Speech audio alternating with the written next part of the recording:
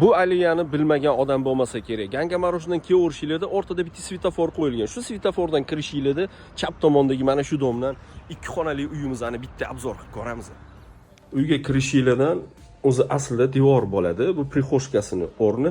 Devorni ochib, kuxnyaga qo'shib yuborilgan. Chap tomonda zal. Zalning razmeri 5 ga 5 bo'ladi. Bular hozir ikkita xona qo'yib yuborgan, ya'ni ikkiga bo'lib yuborgan. Yog'ini ham ko'rsataman.